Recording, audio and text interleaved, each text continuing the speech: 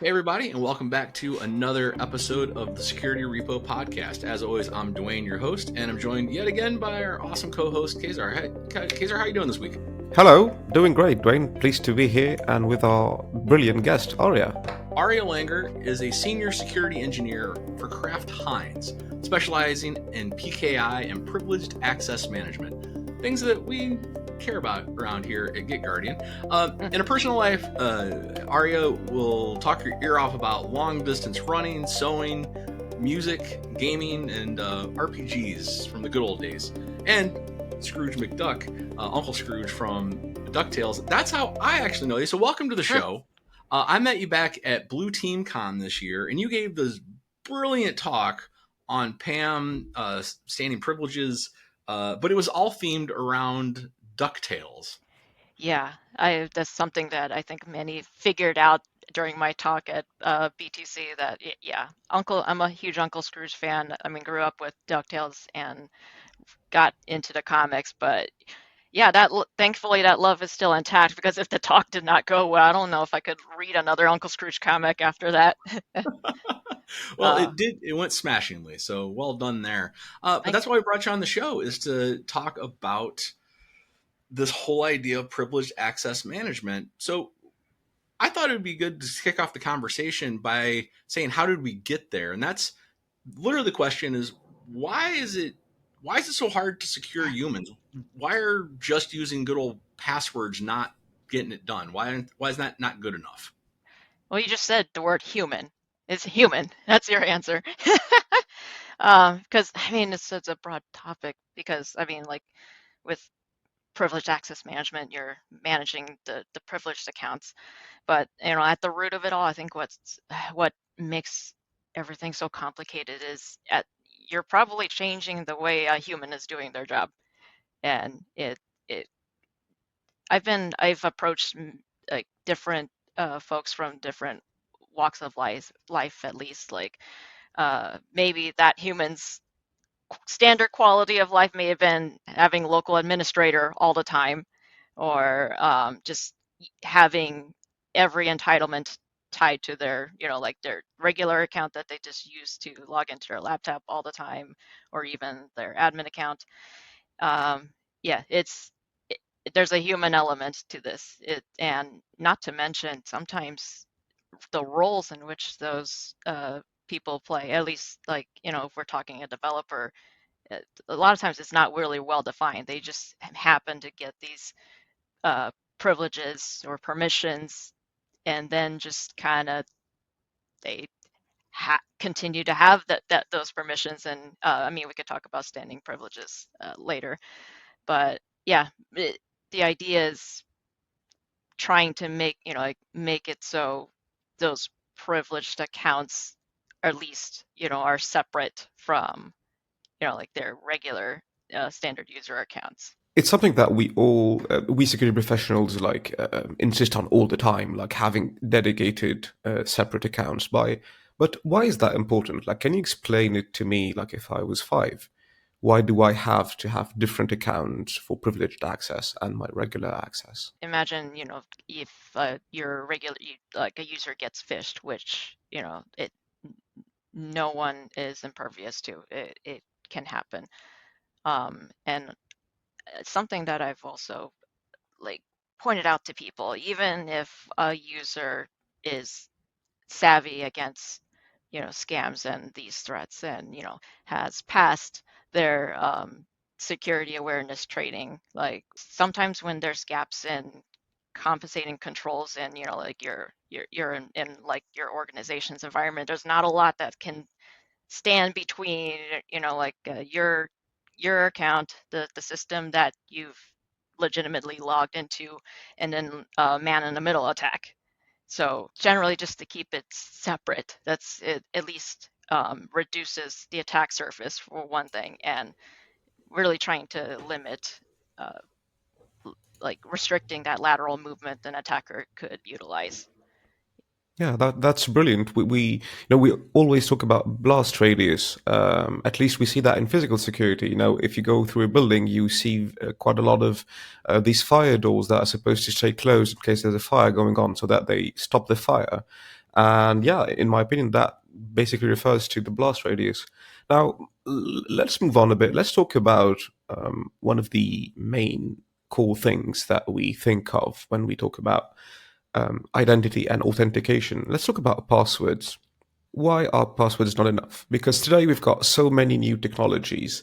And unfortunately, I've had the chance of chatting with a family member recently, and they were extremely appalled, let's just say that, at the fact that they had to use a second factor to authenticate to their banking app.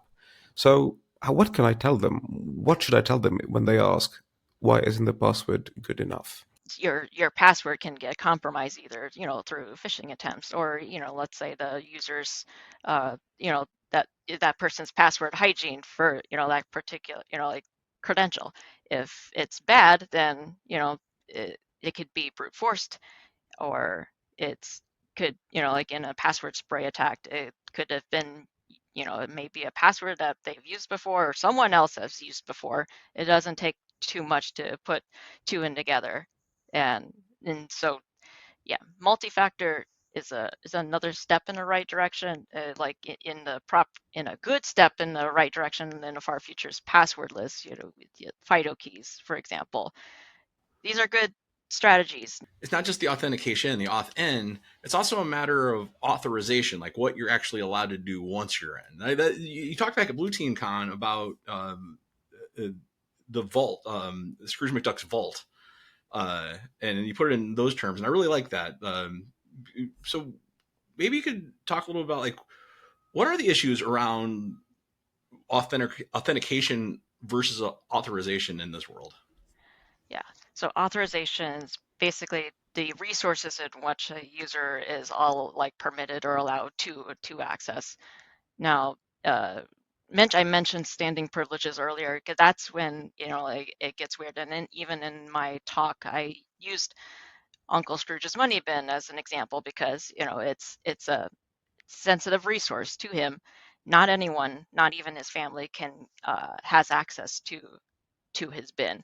Now, like, but with standing privileges, it just becomes a problem because now as a sensitive system, for example, like a standing privilege, if someone had standing privileges to that, to the sensitive data or the sensitive system, that their account always has access to it 24/7. It's, even, it could be 3 a.m. in the morning. If that user wanted to RDP into that resource, then they could, no, without any approval needed.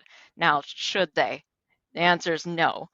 So, here's the thing. So if that user has standing privileges to that resource, an attacker also has that 24/7 access to it. And, if should those credentials be compromised, then it's a problem. And if that attacker can laterally move from that point, then you're pretty toast.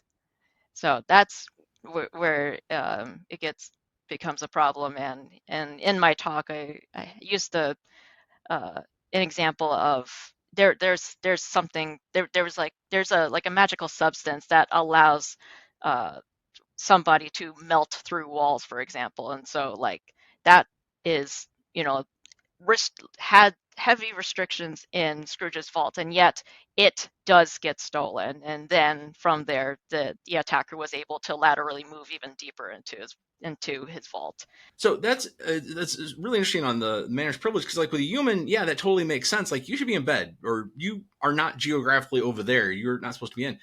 We talk a lot about scoping here at Get Guardian, because we talk about, well, machines and non-human identity, like how machines talk to each other, identify around, and it feels easier to tell a human being like this is your behavior as a human versus this Kubernetes workload might need to get up at 3 in the morning and do its job, because that might need to be the system. So would you say it's easier to like secure humans than it is like that whole side of the world? Not easier, probably cheaper to like to secure humans, but it involves policies need to be, like created and enforced, or sometimes it's like a behavioral change.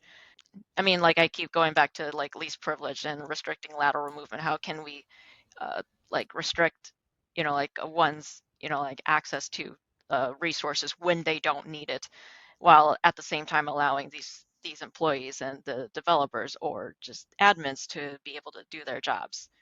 So it's both a technical component and also a behavioral aspect, because everybody has a unique case in which they need to access what it is that they need to access to. Yeah. Sometimes, yeah, maybe a custom, and it adds complexity because it adds overhead to somebody's workload, whether it be your engineers or it could be on the person who needs this access. Does their behavior need to change? For example, if a developer is accessing, like directly connecting to a server repeatedly, maybe every day, I would want to know, what is it you're exactly doing all the time? Maybe it's like, do you need to be directly accessing the server? What is it that you're doing? Could something possibly be automated so you don't like have the machine be able to sort out its problems? Yeah. It's a conversation on that end. On the other hand, sometimes if it's a custom solution that needs to be made, at least like with with a credential vault, there's ways to uh, tailor one's access to a system or to a credential. And sometimes that conversation, like it would need to be in that direction, but then that adds more workload to your PAM engineer or your security engineer to create to tailor that or implement that solution, I would say. Yeah. So what I hear you saying is that, if I try to simplify, of course, least privilege is one of the solutions that we can use to address standing privileges. Is that correct? I would call it's the North Star as far as, when things, because these Mm. things can get so wildly complicated. Everybody's got requirements, everybody wants this, but then, it's like, how do we keep centered? Like, let's like, keep us centered, like, think about least privilege. What do you actually need to do? What is this access actually giving you? Is there a Yeah. way to limit it to exactly what you need for this during this time, during this task? I Yeah. love that. I love that. That makes brilliant sense. The idea is that least privilege is our North Star is, to my eyes at least, absolutely brilliant. But what can you suggest, like in terms of concrete, actions that we IAM engineers and managers can take? What can we do to really implement that least privilege? Do you have any ideas on that? I mean, if you have a lot of money and the budget, I mean, I did like a huge favorite in the realm of PAM is just in time or zero standing privilege. But just in time, it kind of boils down to it allows user access to a specific resource only for a specific duration of time. It has to be configured, it has to be set up within the PAM vault. But once this is installed, it gives you that access to that resource only for that time, and then that access is revoked after that time or after that session.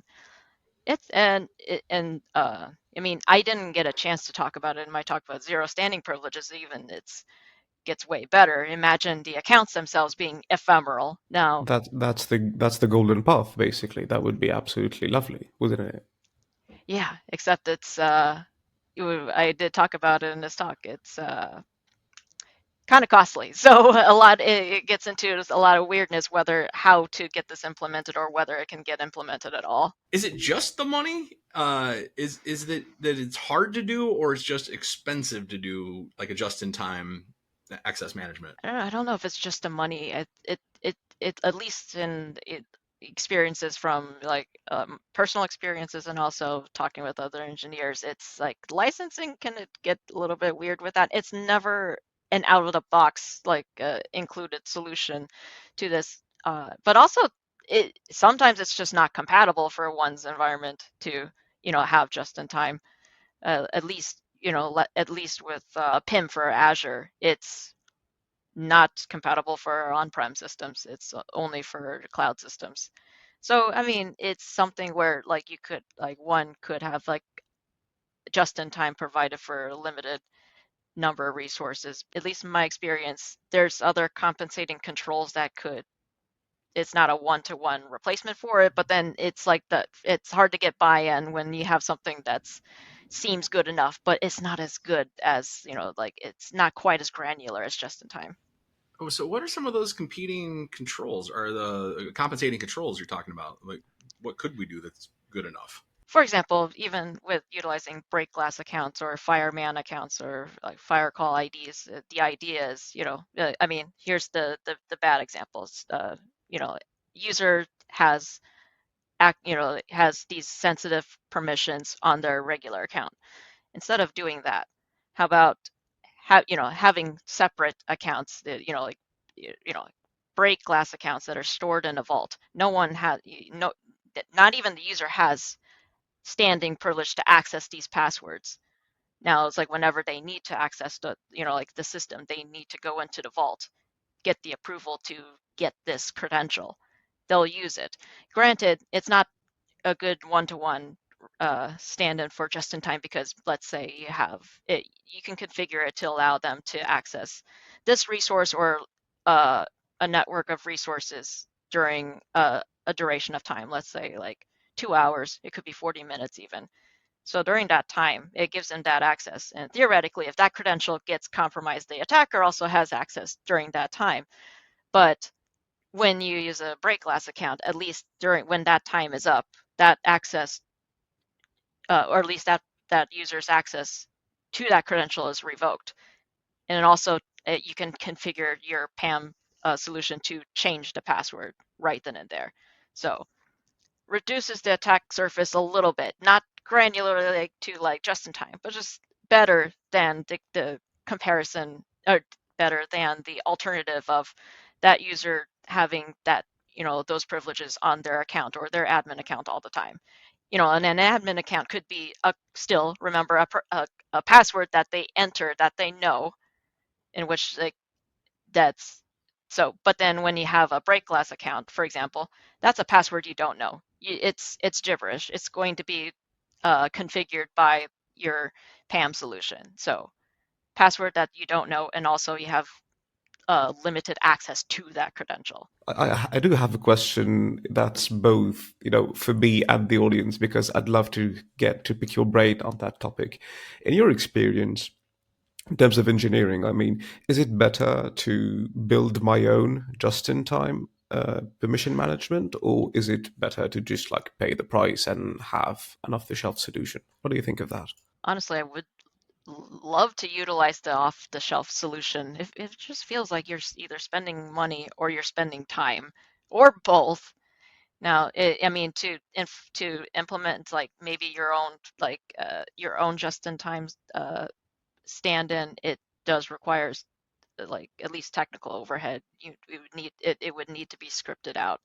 And again, like I find with some of these vendors, they don't, like to provide custom solutions for these, when you're like, well, you could just buy our just-in-time solution. And so it's up to the organization and with like what your team is able to, like utilize with the skill set that they have. So it's, if you got an engineer who can custom script just in time solution that, it's not quite exactly just in time or ZSP, but is good enough, then you hang on to that engineer. You struck gold. Yeah, security engineering is a real need. It's something I keep running into at all the talks I go to, all the conversations I have, is like, well, you keep telling the developers to do this. Did you ever thought about like just building that script or building that hook for them? And I'm shocked, overwhelmed. Though it's like, well, I'm not a developer. It's like, but you just described exactly what you need to build. Why don't you just go build it? But then again, I also really appreciate that actually, the practitioner, it is really hard to do that. There's very few and far between. So just to echo what you said, if you have somebody, if you're listening out there and you know a security engineer who is building stuff, support them any way you can. Please do. That's Right. the show asking our community out there.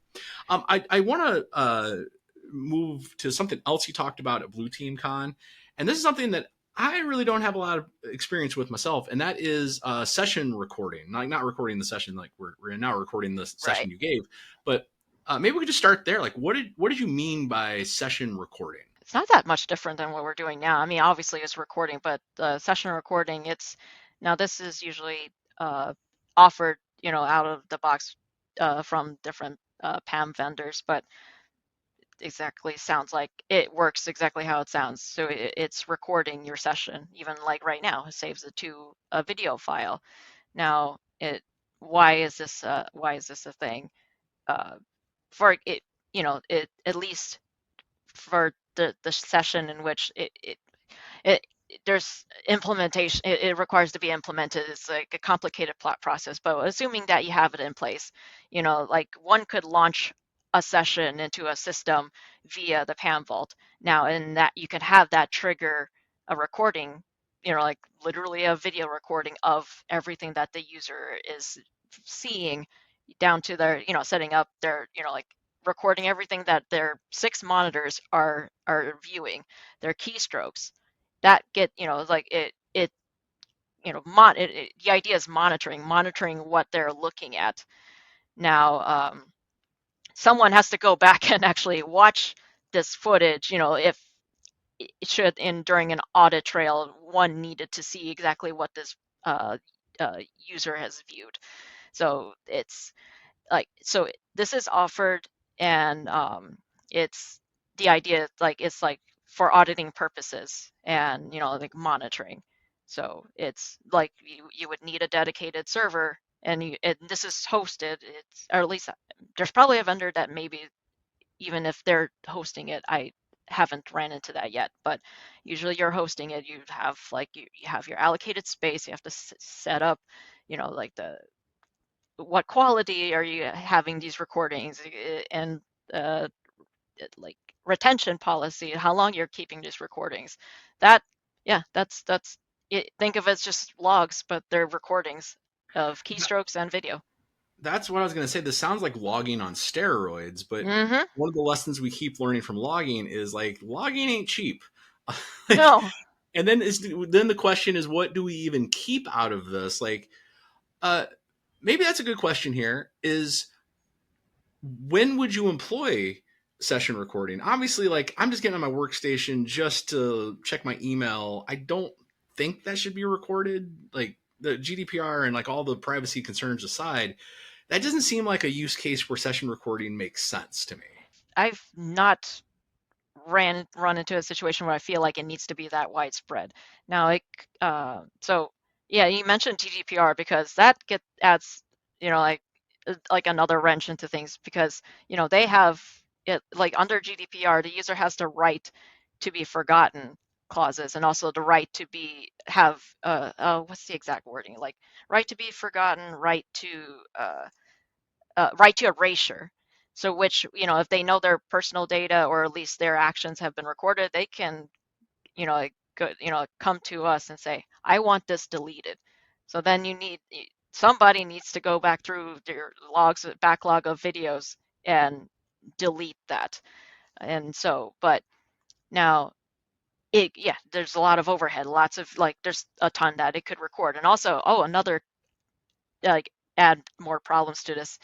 Now, so let's say during that session, a developer, or like maybe like a database administrator, is viewing some sensitive data, on a database, customer data, customer credit card information shows up on the screen. Now that's stored on, on a server that, like, so does your PAM engineers who have access to these recordings, should they also be viewing this kind of data?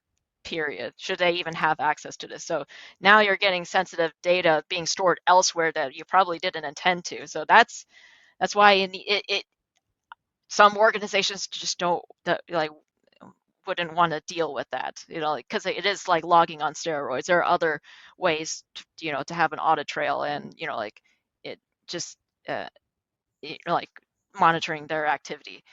I will say there is a useful case for session recording where, let's say, it could be useful, like in an emergency case where support person needs to, like a break glass account to get into a system, and there's nobody, you know, it, it's like 2 a.m. None of the owners, the approvers, are, like awake to be able to approve this, but you need to get into this system. One could have a workflow where you can let them have access, but kick on session recording. So then all their, like their every keystroke, all their actions is recorded at least. So, if it's unauthorized, at least we know exactly what that user has accessed. That's like maybe a a, a limited case where it's doesn't create a lot of, like so much overhead, like doesn't require a lot of, like space. But again, it requires a lot of planning, pre-planning, and like establishing these policies, a lot of conversations on what gets, like which systems this should apply. It's just a lot of pre-planning involved. So in the end, I feel like it doesn't get utilized as much, but it, it has a time and place. But it's a nice to have, but it's also creates a lot more problems as much as it solves But problems. that's why we love our jobs, isn't it? Because it's hard, not because it's Exactly. easy.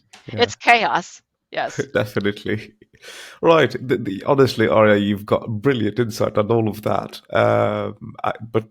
To be honest with you, I'm kind of panicking right now Oh because I no. feel like I need to do so many more things that I'm not currently able to do. But hey, that's the job. That's why we love it. Let's try to just like have a bit of fun. Let's forget about all the work. In the Security Repo podcast, we like to play a game with our guests at the end of the show, and this game allows us to know who you really are as a security professional. So we're going to ask you 4 questions, and they're really fun. They're really chill. The first one is: what is your favorite security-focused command line tool? I use Nmap quite a bit, at least too. I mean, like it's kind of live, breathe in that world, and I mean by extension, TCP dump I probably use, but let's be real here, I'm a Windows user, so I'm using Wireshark. That's But fair. similar principle. All right. To be honest, when I started working in security, Nmap was definitely my friend, so I really understand your point there. Hmm. Right. Have you ever interviewed any people for security positions in the past? I have actually, yeah. All right. What's your go-to question when you interview people? At least what I like to do is like I'm very story oriented, if it wasn't clear from having a DuckTales themed talk. But I mean, like definitely when I try to get a feel for a person, I want to hear their account of things that they've done, at least like in the story format.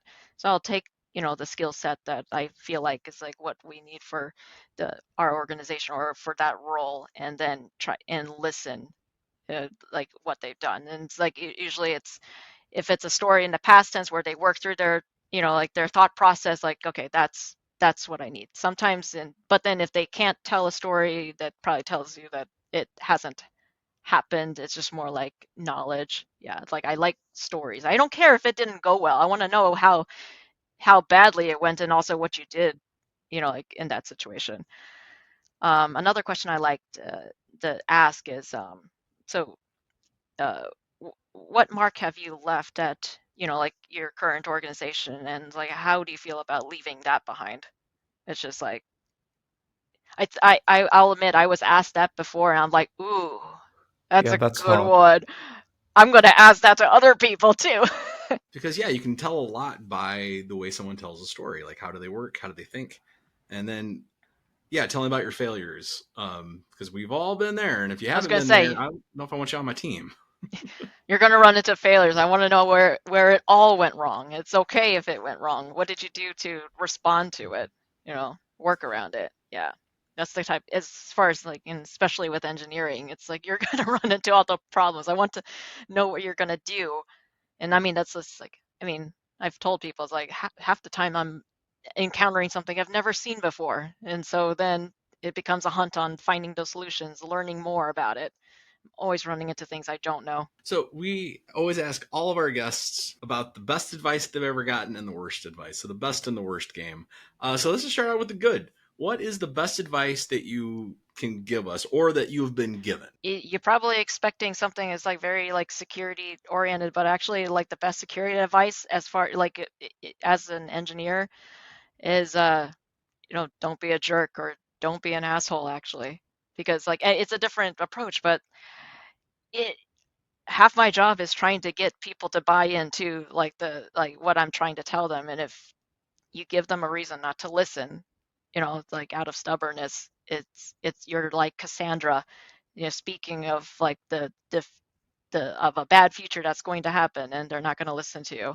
Like, like I mean, sure, MFA, like having a strong password, it's kind of given. I think like even like taking a step back, it's like still being a good person. I have to say it. I know it's not quite the answer you're looking for, but I still stand by it. I think that's a great answer. But I do have another joking answer. Is like, just have a password rotation policy where you never remember the password, so you have to change the password frequently anyway.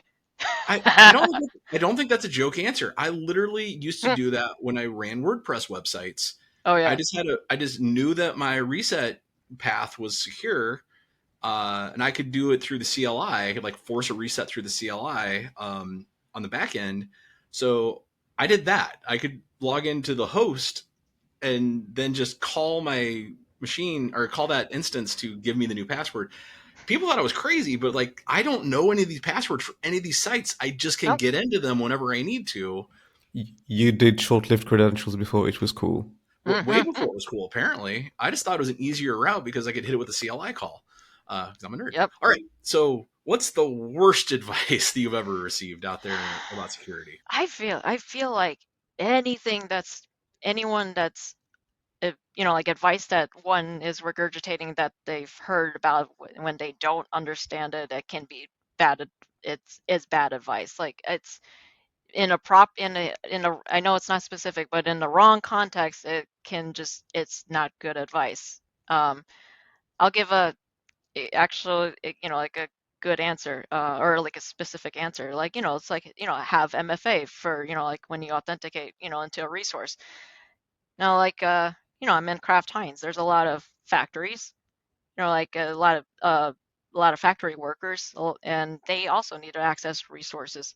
How are they going to MFA if they can't have a phone on them all the time, for example, like that kind of form. It's not just like boom, like like good advice, but you got to apply it to the right context. So it's not bad advice, it's just improperly placed. So yeah, it's I've heard a lot of people just say, "Oh, I read this once," and it's like, "Oh, do that's you not good." yeah, That's but do good. you know what you're reading? Yeah. Well, unfortunately, we've come to the end of our time together on this episode. So before we get out of here, is there anything like advice, anything you just want to share with the world, like anything you're working on, anything you're thinking of, and you're speaking in the next year or anything? Should definitely watch the 2017 DuckTales show, because it actually is a decent revamp of or not the comics, but it's a pretty good romp. And yeah, sorry, that was not a good No, that's answer, but great. I didn't expect a plug for DuckTales on here, but here we are.